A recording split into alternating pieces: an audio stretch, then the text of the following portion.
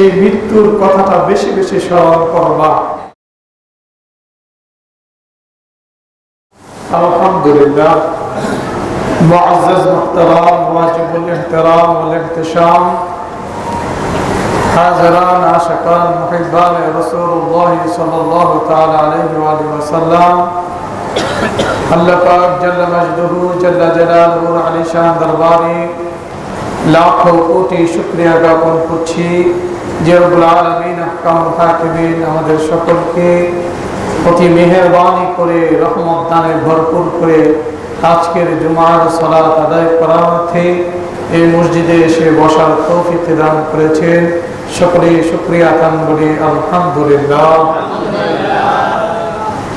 আরো শুকরিয়া আদায় করছি ওই নবী পাক সাহেবে আল্লাহ নূরে মুজাসসাম হুজুর কুরমু আহমদ মুজতবা মুহাম্মদ মুস্তাফা সাল্লাল্লাহু তাআলা আলাইহি ওয়াসাল্লাম দরবারে যে নবীজির কারণে আমরা আজকে শ্রেষ্ঠতম উম্মত হয়ে সুন্দরতম ইসলাম পেয়ে সঠিকভাবে ইবাদত করার সুযোগ পেয়েছি। সকলে শুকরিয়া দান বলি আলহামদুলিল্লাহ।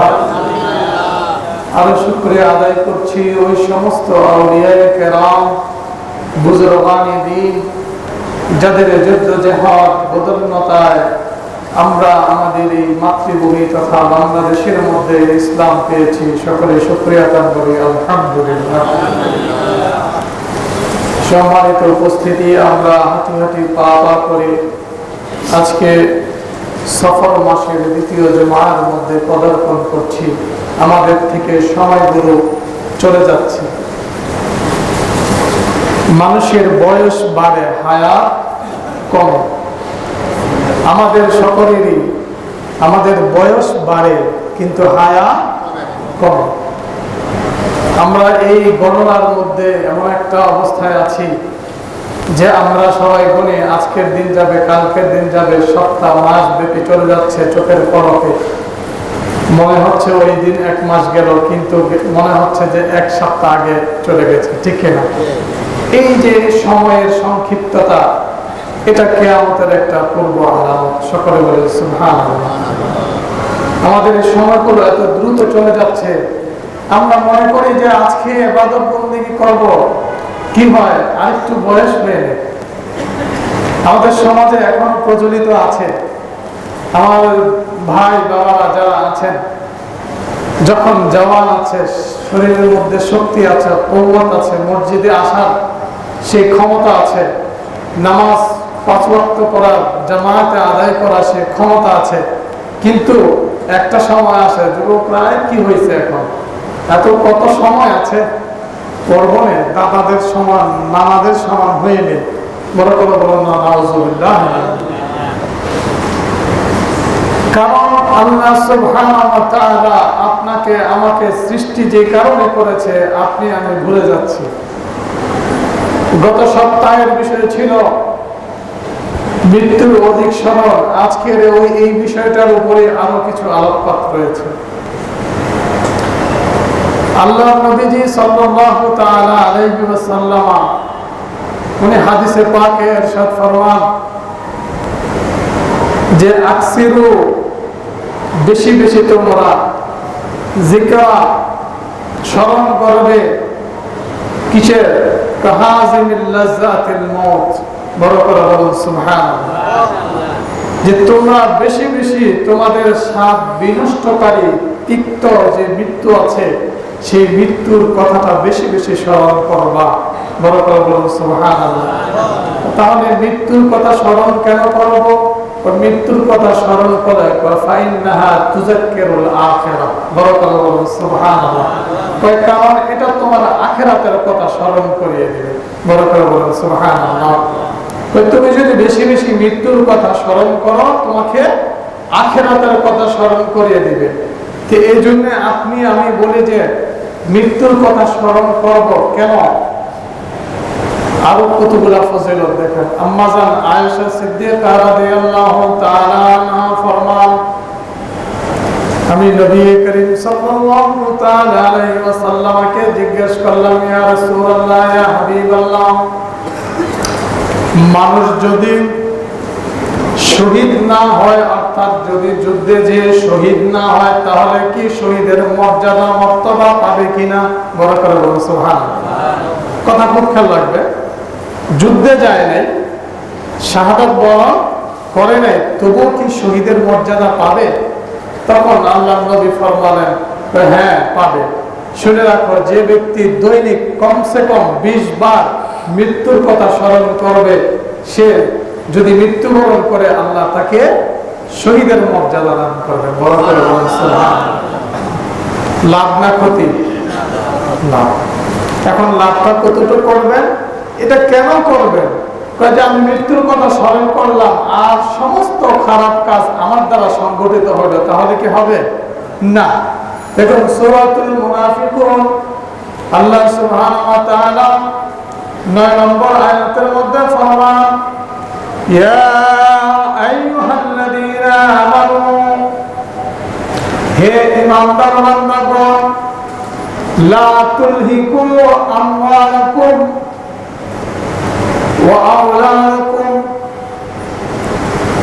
হে ঈমানদার বান্দাগণ, তোমরা ভুলে যেও না। কি ভুলে যাবে না? কিসের থেকে? আন যিকরিল্লাহ। বড় করে বলো সুবহানাল্লাহ। তোমরা তোমাদের সন্তান সন্ততি পেয়ে এবং ধন সম্পদ পেয়ে তোমরা আল্লাহর জিকিরকে ভুলে যেও না, আল্লাহর স্মরণকে তোমরা ভুলে যেও না। কারণ তোমরা যদি এটা থেকে ভুলে যাও, তাহলে মনে রাখবা তোমরা গাফেলদের মধ্যে আছো, ক্ষতিগ্রস্তদের মধ্যে আছো। বড় করে বলো নাউযুবিল্লাহ। সূরা আলে ইমরানের মধ্যে এই আয়াতে কারিমার মাতাহাত আল্লাহ সুবহানাহু ওয়া তাআলা আবার মৃত্যুর কথা স্মরণ করে দিয়ে বলল যে কুল্লু নাফসিন যায়িকাতুল মাউত। ও বান্দারা, মনে রাখো, এমন কোন ব্যক্তি নাই, এমন কোন নফস নাই, এমন কোন জীবন নাই যে জীবনটা মৃত্যুর স্বাদ গ্রহণ করবে না। বড় করে বলুন সুবহানাল্লাহ। কেন?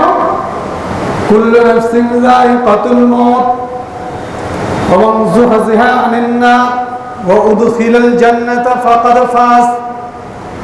মৃত্যুর স্বাদ প্রত্যেক প্রাণীর গ্রহণ করতেই হবে, এবং এই স্বাদ গ্রহণ করার পরে একটা অবস্থান হবে তাদের, যারা জান্নাতি তারা জান্নাতে চলে যাবে, আর যারা জাহান্নামী তারা জাহান্নামে চলে যাবে। আর একটা কথা মনে রাখো, যে তোমাদের জন্য যে পৃথিবী আছে, যে দুনিয়াদারির মধ্যে তোমরা আছো, ওয়ামাল হায়াতুদ দুনিয়া ইল্লা মাতাউল গুরুর। বড় করে বলেন নাউযুবিল্লাহ। যে এই দুনিয়াটা, এই পৃথিবীটা, এই জীবন, এই পৃথিবীর চাকচিক্য, এই সমস্ত কিছু মনে রাখবা তোমার জন্য একটা কেবল ধোঁকা। বড় করে বলেন নাউযুবিল্লাহ। যে তোমাকে ধোঁকায় পতিত করবে, একটা গোড়ের মধ্যে ফেলে দেবে, একটা নেশার মধ্যে ফেলে দেবে, এটা কেবল ধোঁকা। এই সতর্কবাণীগুলো কোরআনুল কারীমে এভাবে ছড়িয়ে ছিটিয়ে বারবার দিচ্ছে। এটার একটা কারণ আছে। যখন আল্লাহ সুবহানাহু ওয়া তাআলা প্রত্যেকটা মানুষের মৃত্যু দেবে, তাদের হায়াতটা আজলি নির্দিষ্ট একটা হায়াত দেওয়া হয়েছে। আপনি আমি চাইলেই বলতে পারবো না আল্লাহ আমাকে আর কিছুদিন সময় দেন, আমি কিছু ভালো কাজ করে আসি, আমাকে কিছু সময় দেন, আমি ঠিক মতো নামাজ রোজা হজ যাকাত দান সদকা ভালো আমল, পিতা মাতার সাথে ভালো ব্যবহার, সন্তান সন্ততির হক, পরিবার পরিজনের হক, সবকিছু সঠিকভাবে আমি দিয়ে আসি, আমাকে কিছুদিন সময় দেন। এ কথা বললেও কোনো লাভ হবে না। হ্যাঁ, এমনই বলছে কোরআনুল কারীমে, বলছে ঠিক এই কথাই বলবে তোমরা যখন তোমরা আল্লাহর জিকির থেকে গাফেল থাকো, আল্লাহর জিকির থেকে স্মরণ করো। যখন তোমাদেরকে জিজ্ঞাসা করা হয়, তোমাদের পাল্লা যখন মাপা হবে, পরিমাপ করা হবে, তখন যখন তোমাদের নেকির পাল্লাটা কম হয়ে যাবে এবং তোমাদেরকে জাহান্নামের দিকে নিয়ে যাবে, তখন তোমরা বলবে আমাদেরকে কেন জাহান্নামে নিয়ে যাওয়া হচ্ছে? বড় করে বলেন না নাউযুবিল্লাহ। যে আমরা তো কেবল দুনিয়াতে গেলাম মাত্র, এই মাত্র অল্প সময়ের জন্য গিয়েছি। কই কিরকম সময়? ওর মনে হবে যে একদিন অথবা তার কিছু অংশ। বড় করে বলুন না সুবহান। জিজ্ঞেস করা হবে তুমি পৃথিবীতে কতদিন ছিলে, তো সে বলবে না যে হয়তো একদিন অথবা এর কিছু অংশ। বড় করে বলুন না নাউজুবিল্লাহ। তখন ওই লোকগুলো বলবে, যখন তাদেরকে জাহান্নামের দিকে নিয়ে যাওয়া হবে, তখন ওই লোকগুলো বলবে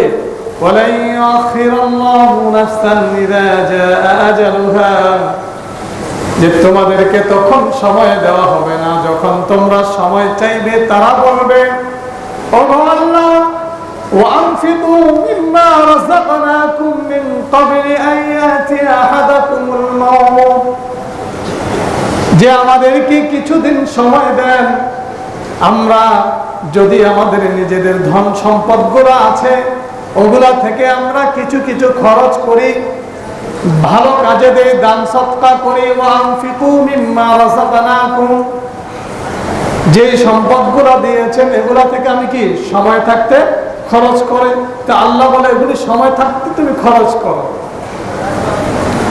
মিন ক্বাবলি আন ইয়াতি আহাদাকুমুল মাউত, তোমার মৃত্যু আসার পূর্বেই, তোমার যে আজল দেওয়া হয়েছে মৃত্যু আসার পূর্বেই তুমি তোমার ধন সম্পদ থেকে খরচ করো। শুধু ধন সম্পদ বলতে তোমার রিজিক এটা নয়, তোমার হায়াতটাকে তুমি ভালো কাজে লাগাও, তোমার টাকা পয়সাগুলো ভালো কাজে লাগাও, তোমার যে সময় রয়েছে এই সময়টাকে তুমি ভালো কাজে লাগাও। বড় করে বলুন সুবহানাল্লাহ। থেকে তোমাদের মধ্য থেকে যে কোনো কারো যদি মৃত্যু আসার পূর্বেই তুমি এই কাজটা করো তাহলে সেটা তোমার জন্য কল্যাণকর হবে। কেন? তখন তারা আল্লাহর দরবারে বলবে ওগো মাবুদ, فيقول ربي لولا أخرتني إلى أجل قريب, ওগো আমার প্রভু আমাকে কিছুদিন সময় দেন, আমাকে কিছুদিন সময় দেন, আমাকে কিছুকাল অবকাশ দেন। فيقول ربي لولا أخرتني إلى أجل قريب, আমাকে যে কম সময় দিচ্ছেন আমাকে আরো কিছু সময় দিলেন না কেন, আমাকে একটু বেশি সময় দেন। কি করতা তুমি? আমি তখন আমার ধন সম্পদ থেকে সদকা করতাম, দান করতাম। বড় করে বলুন সুবহানাল্লাহ। আর কি করতাম? আমি যারা সৎ বান্দা রয়েছে, নেককার বান্দা রয়েছে তাদের অন্তর্ভুক্ত হয়ে যেতাম। বড় করে বলুন সুবহানাল্লাহ। ও বাবাজিরা, যখন সময় চলে আসবে তখন আপনি যদি চাইলেও এটা করতে পারবেন না। আপনার আমার হায়াত নির্দিষ্ট করে দেওয়া হয়েছে, ওই নির্দিষ্ট হায়াতের ভেতরে যদি পারেন আপনার ধন সম্পদগুলো আপনি ব্যয় করবেন ভালো কাজে, আল্লাহর রাস্তায় ইবাদতের জন্য ব্যয় করবেন, কিন্তু আপনি ব্যয় করছেন ভিন্ন পথে। বড় করে বলেন নাউজুবিল্লাহ।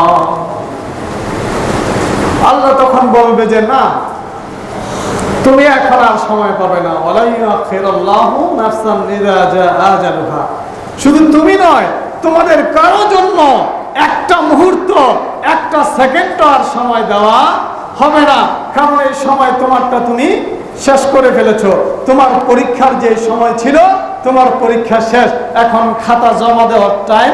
এখন তুমি তোমার আমলনামার মধ্যে যদি ভালো নাম্বার নিয়ে আসো তাহলে তুমি পাস, আর যদি ভালো নাম্বার না আনো তাহলে তুমি ফেল, অর্থাৎ জাহান্নামে যাবে। বড় করে বলেন নাউজুবিল্লাহ। শুধু এখানেই শেষ নয়, মৃত্যুর পরের অবস্থা কি? আর আপনি যে হায়াতে বেঁচে আছেন, আপনার আমার সামনে এই যে অনেক লোক বিমার থাকে, অসুস্থ থাকে, প্রত্যেকটা জুমাতে এমন কোনো জুমা নাই প্রত্যেকটা সময় মানুষ দোয়া চায় আমার বাবার জন্য, মায়ের জন্য, ভাইয়ের জন্য, এক একজনা দোয়া চায়। কেন? আপনার চোখের সামনে ঘটছে কারো কঠিন অবস্থা, কারো মৃত্যুর সময় অতি নিকটে। তখন আল্লাহর নবীজি বললেন, তুমি মুসলমান, তোমার হক রয়েছে, তুমি কি করবা ওই সময়ের মধ্যে? দেখেন আমাদের সমাজে একটা জিনিস প্রচলিত আছে যে কারো কেউ অসুস্থ হলে তার জন্য দোয়া চাও, ঠিক কিনা? এটা ভুল না সঠিক? ভুল না সঠিক? সঠিক। কিন্তু এই সঠিকটাকে একটু আপনাদের মাথা ঘুরিয়ে দেবে। আল্লাহর নবী কি বলে জানেন? আল্লাহর নবীজি বলে, হযরত ওমর ইবনুল খাত্তাব রাদিয়াল্লাহু তাআলা আনহুকে বললেন, তখন তিনি বললেন, আমাকে নবীজি বলেছেন, উপদেশ দিয়েছেন, ক্বালা লি, আমার জন্য বলেছেন, যখন তুমি কোনো অসুস্থ রোগীকে দেখতে যাবে, যখন কোনো অসুস্থ মুমূর্ষ রোগীকে দেখতে যাবে, তখন তুমি তোমার নিজের জন্য দোয়া চাইবে। বড় করে বলুন সুবহানাল্লাহ। এটা কেমন কথা? আমরা জানি অসুস্থ ব্যক্তিরা সুস্থদের কাছে দোয়া চায়, আর আল্লাহর নবী বলছে যে না, তোমরা যদি কোনো অসুস্থ ব্যক্তিকে দেখতে যাও, সে যদি মুমূর্ষ অবস্থায় থাকে, তখন বলবে তার কাছে যে তার কাছে তোমার জন্য দোয়া চাইবে। সুবহানাল্লাহ। হয়তো এই কথা আপনারা শুনেন নাই, সবাই হয়তো শুনেন নাই, কিন্তু এটা সত্য। তো কেন? কারণ এই বালা মুসিবত যেগুলি দেওয়া হয়, এগুলো মৃত্যুকে স্মরণ করার জন্য দেওয়া হয়। বড় করে বলুন সুবহানাল্লাহ। তোমাদের যে রোগ বিমার দেওয়া হয়, এগুলি তোমাদের গুনাহ মাফ করার জন্য দেওয়া হয়। সুবহানাল্লাহ। কারণ তোমরা এমন কোনো ভালো কাজ এত ভালো করে করতে পারো না, নেক আমলগুলো ভালো করে করতে পারো না, তখন আল্লাহর পক্ষ থেকে তোমাদের শারীরিকভাবে কিছু ক্ষতি সাধনের জন্য, কিছু পরীক্ষার জন্য এবং কিছু গুনাহ মাফের জন্য রোগ বালাই দেওয়া হয়। বড় করে বলুন সুবহানাল্লাহ। এই জন্য কিছু কিছু রোগ বালাই আছে, এটা রহমত। সুবহানাল্লাহ বলি। দেখুন আপনারা, আমরা হযরত আইয়ুব আলাইহিস সালাম একজন নবীর কথা শুনেছিলাম, নাম শুনছে না? আইয়ুব আলাইহিস সালাম একজন নবী। তিনি এমন একজন নবী ছিলেন যার ধৈর্যের কথা, যার সবরের কথা আল্লাহু আকবার, আল্লাহু আ'লাম সবচেয়ে বেশি ছিল। সুবহানাল্লাহ বলেন। ওনাকে অনেকগুলো পরীক্ষার মধ্যে আল্লাহ ফেলাইছেন। ওনার এমন এমন এমন পরীক্ষা ফেলাইছেন, ওনাকে আল্লাহ অনেক অঢেল সম্পদ দিয়েছিলেন, ধন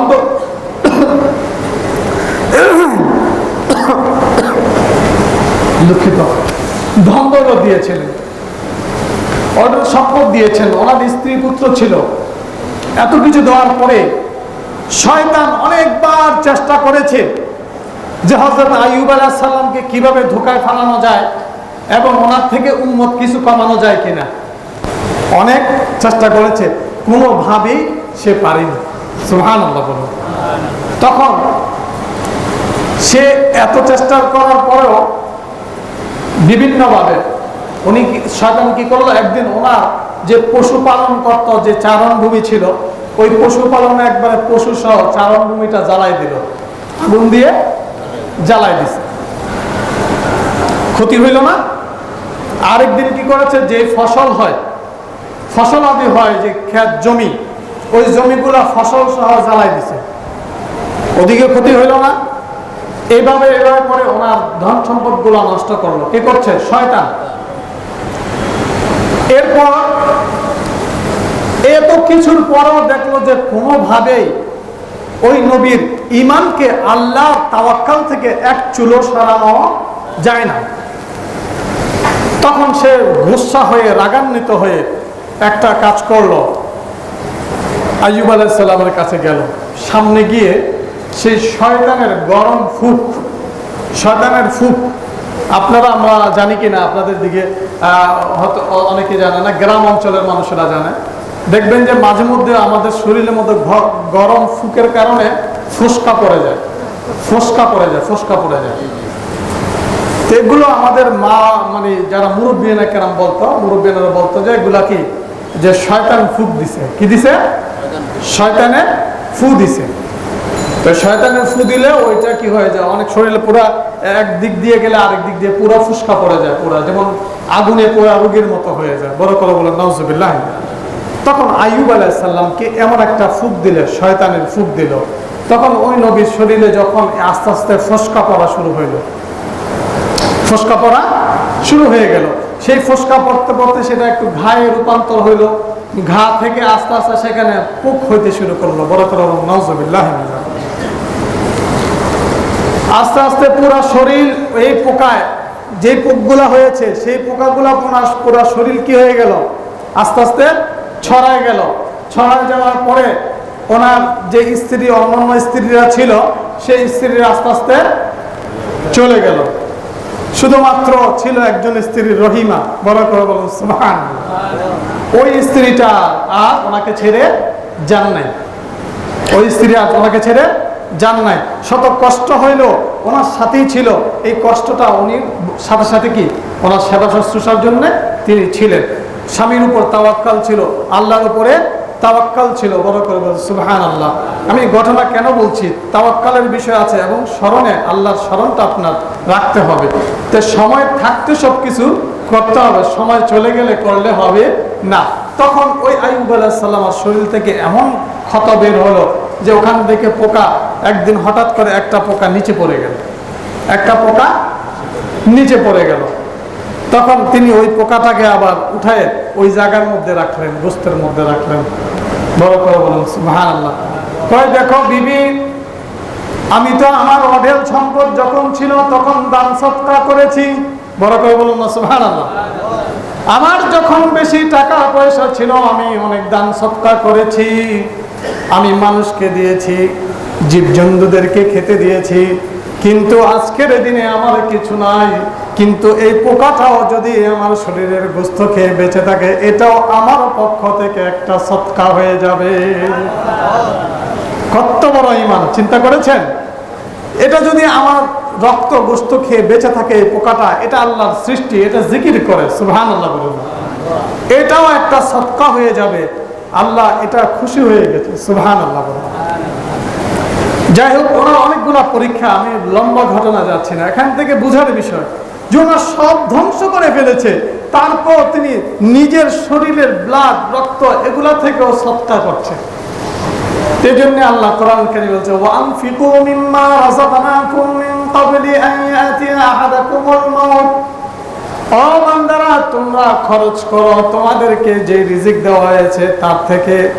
কখন? মিন ক্বাবলি আন ইয়াতিয়া আহাদাকুমুল মাউত, তোমাদের মৃত্যু আসার পূর্বেই, তোমাদের মৃত্যু ঘটার পূর্বেই তোমরা যত পারো সদকা করো, দান করো, ভালো কাজ করো, নেক আমল করো। বড় করে বলুন সুবহানাল্লাহ।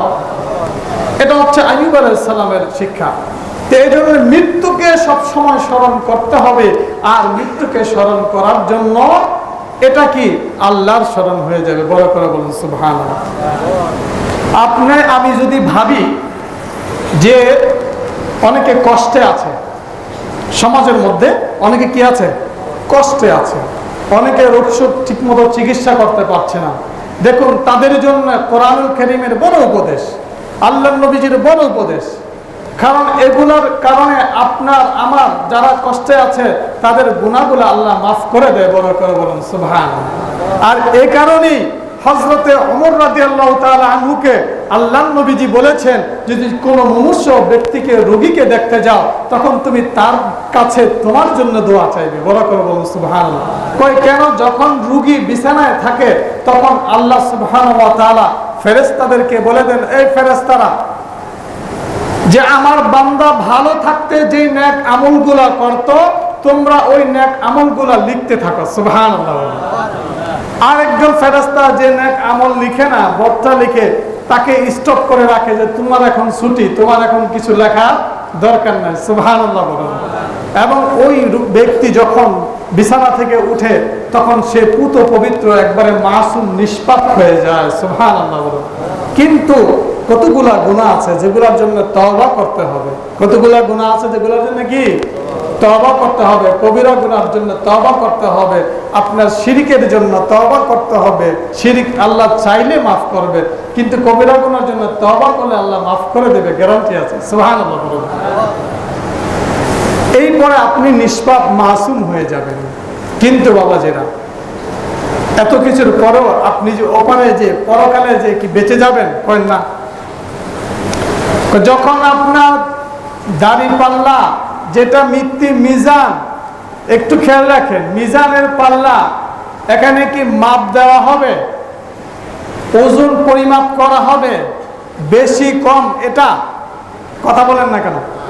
আপনারা শুনেন নাই নাকি? গণনায় যে এখানে 100, এখানে 70, 30 কম আছে, এরকম কোনটা হবে? একটু খেয়াল রাখেন।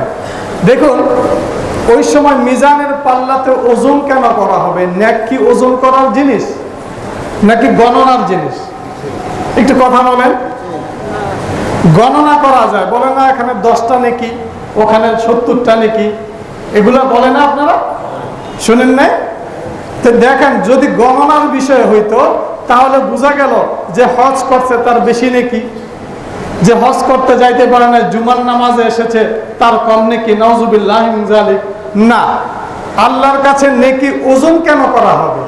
যেটা মাপা কেন হবে? কারণ মাপা হবে এই কারণে, তোমার যদি 200 মণ ওজনের একেবারে বস্তা থাকে নেকের, সেটা যদি দেওয়া হয়, আরেকজনের 10টা নেক আছে একেবারে খুব পরিষ্কার, সুবহানাল্লাহ বলুন না, কয়টা আছে? 10টা আছে, খুব পরিষ্কার, কোনো ঝুট ঝামেলা নাই, একনিষ্ঠতার সাথে।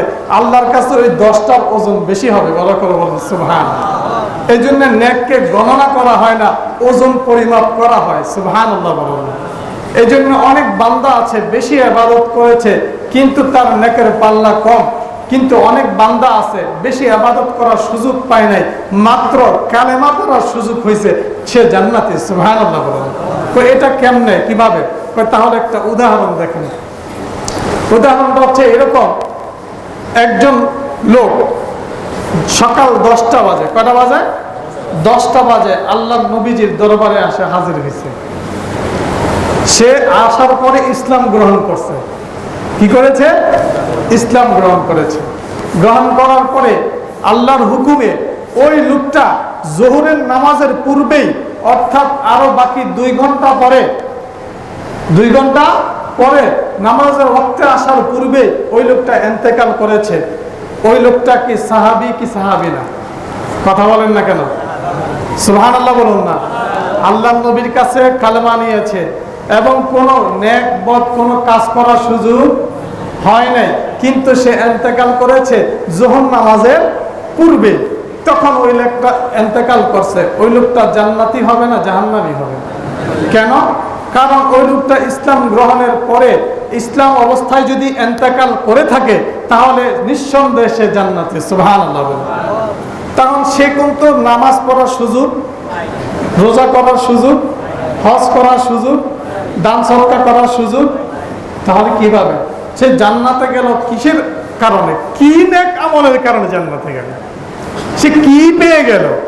সে তার একমাত্র একটা পাওয়া, সেটা হচ্ছে আল্লাহ নবীজির সাথে সরাসরি দেখা হয়েছে এবং নবীজির কাছে কালমা শরীফ পড়েছে। আর আল্লাহ নবীজি বলছে যে কালমা শরীফ পড়া অবস্থায় ইন্তেকাল করবে সে জান্নাতে যাবে, সুবহানাল্লাহ। তাহলে এখানে বোঝা গেল যে সহবতের কারণে তার আমল বেড়ে গিয়েছে, সুবহানাল্লাহ। এই জন্য হযরত আবু যর গিফারি রাদিয়াল্লাহু তাআলা আনহুকে আল্লাহ নবীজি একটা উপদেশ দিলেন, আবু যর গিফারি শোনো, তুমি বেশি বেশি কবর জিয়ারত করবা, সুবহানাল্লাহ। কয় কেন? কয় বেশি বেশি কবর জিয়ারত করবা এই কারণে, কয় ফাইন্নাহা তুযাক্কিরুল আখিরা, এটা তোমাকে আখিরাতের কথা স্মরণ করে দিবে। কয় আর কি করবা? কয় তা আর তুমি মৃত মানুষ যারা, মৃত্যু ব্যক্তি যাদের শোনো, তাহলে তুমি তাদেরকে গোসল দিতে যাবা, সুবহানাল্লাহ। কয় কেন? কারণ তুমি যদি মৃত মানুষের শরীরটাকে ছোঁও, এটাকে ধরো, তখন বুঝতে পারবে মৃত্যুটা কি জিনিস। বড় করে বলো সুবহানাল্লাহ। এটা তোমার জন্য একটা উত্তম উপদেশ হবে। আর একটা কাজ করবা, তুমি ওই মৃত্যু মানুষ যখন মৃত্যুবরণ করবে তারা জানাজায় শরীক হবা। বড় করে বলুন সুবহানাল্লাহ। কয় কারণ তখন তুমি বেশি বেশি মৃত্যুকে স্মরণ করবা, পরকালের কথা মনে করবা এবং তোমার অন্তরটা নরম হয়ে যাবে, সুবহানাল্লাহ। আর নরম যদি হয় তখন তোমার দ্বারা খারাপ কাজ হবে না, তুমি ভালো কাজ করবে, সুবহানাল্লাহ। এজন্য বাবাজিরা, কোরআন এবং সুন্নাহ অনুযায়ী আল্লাহ নবী যেভাবে বললেন এভাবে আমরা বেশি বেশি মৃত্যুকে স্মরণ করব। আর এই নয় যে মৃত্যুকে স্মরণ করে আপনি দুনিয়াদারি সব ফেলে দিবেন, না না না, আপনি মৃত্যুকে স্মরণ করবেন কেবলমাত্র আল্লাহকে এবং আখিরাতকে স্মরণ করার জন্য। বুঝতে পেরেছেন? এজন্য আল্লাহ একটা পন্থা দিয়েছেন। আর মৃত্যু কখনো কামনা করবেন না, মৃত্যুর কথা স্মরণ করবেন, কিন্তু এটা বলবেন না আমার মৃত্যু অনেকে কামনা করে, বেশি দুঃখ কষ্ট পেয়ে কি করে মৃত্যু কামনা করে, কিন্তু এটা করবেন না, এটা নিষেধ, আল্লাহ নবীজি নিষেধ করেছেন। কারণ আল্লাহ চাইলে আপনাকে যে সময় আপনি গুনাহ করেছেন ওই গুনাহটা তওবা করার সুযোগ দিবেন। বড় করে বলুন সুবহানাল্লাহ। আল্লাহ চাইলে আপনাকে আজ থেকে এখন থেকে ভালো কাজ করার সুযোগ দিবেন। সুবহানাল্লাহ। আল্লাহ আমাদেরকে বুঝার জানার তৌফিক দান করুক ইনশাআল্লাহ আযza ওয়া জাল। আল্লাহ আমাদেরকে বুঝার তৌফিক দান করুক। আমিন। ওয়া আখিরু দাওয়ানা আলহামদুলিল্লাহি রাব্বিল আলামিন।